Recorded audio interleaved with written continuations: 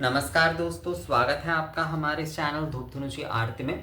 दोस्तों आज जो है दशोपचार को लेकर बात करेंगे, आगम तत्व विलास में वर्णित दशोपचार के विषय में।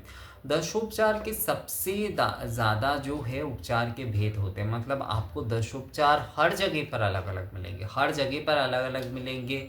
हर परंपरा में आपको अलग अलग मिलेंगे, हर आगम में आपको अलग अलग मिलेंगे। तो यहाँ पर आगम तत्व विलास में दशोपचार के जो वर्णन दिए गए हैं, मैं वही आप लोगों को आज बताऊंगा, जिसमें कहा गया है कि अथ दशोपचारा पाद्यार्घ तथाचमं मधुपर्काचमणं तथा गंध्याढ्या नैवेद्याना उपचारा दश क्रमात्, अर्थात पाद्य अर्घ आचमन मधुपर्क आचमन। ये मैंने आपको कहा ही है कि आचमन जो है हिंदी में पुनराचमनी को आचमन ही लिखा जाता है, पर आचमन के एक बार आचमन के बाद जब भी आचमन का शब्द आएगा तो वो पुनराचमनीय होता है, अर्थात पुनर्बार आचमन देना। तो पाद्य अर्घ आचमन मधुपर्क पुनराचमन गंध पुष्प धूप दीप नैवेद्य, ये क्रमश जो है दशोपचार में होते हैं। ये जो है ये दशोपचार में होते हैं, ये दशोपचार विधि कहा गया है। दशोपचार से इस तरह से पूजन किया जाता है। कई जगह पर जो मधुपर्क होता है वो नहीं दिया जाता है, उस जगह पर जो है आभूषण भी प्रदान किए जाते हैं।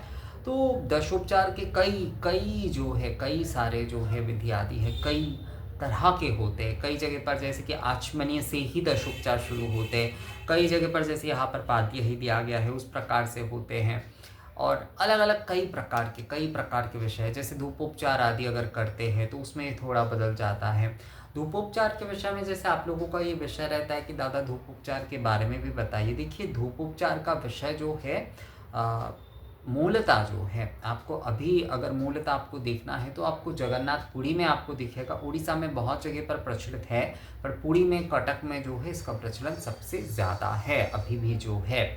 और दक्षिण की तरफ इसका प्रचलन है, कोंकण में इसका प्रचलन है, महाराष्ट्र में भी है, पर महाराष्ट्र से ज़्यादा कोंकण में अभी जो है धूपोपचार का प्रचलन है। तो धूपोपचार जो है दशोपचार के ही धूप से जब वो उपचार जो है किए जा रहे हैं ज़्यादा, तो उसे धूप उपचार कहा जाता है। तो यहाँ पर आगम तत्व विलास में दशोपचार के विषय में कहा गया है, पाद्यम अर्घ तथाचमनं मधुपर्कचमनं तथा गंध्याढ्य नैवेद्याना उपचारा दशाक्रमात्, अर्थात पाद्य अर्घ आचमन मधुपर्क आचमन यानी पुनराचमनीय गंध पुष्प धूप दीप नैवेद्य, ये क्रमश जो है दशोपचार में होता है।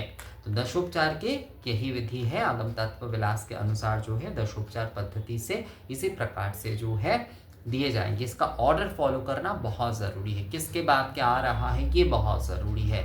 ये हमेशा याद रखिएगा कि पहले ही आपने जो है मतलब पहले आपने नैवेद्य दे दिया उसके बाद धूप दिया, ऐसा बिल्कुल नहीं चलेगा। किसके बाद क्या ऑर्डर आ रहा है ये बहुत ज़रूरी है, बहुत ज़रूरी है ये विषय। और यही विषय जो है मूलतः जो है उपचार विधि में जो है ध्यान रखने की आवश्यकता होती है। बहुत लोग बहुत कुछ आगे पीछे कर देते हैं, पर वो बिल्कुल भी सही नहीं है। हमेशा क्रम से चलना चाहिए कि किसके बाद क्या हो रहा है।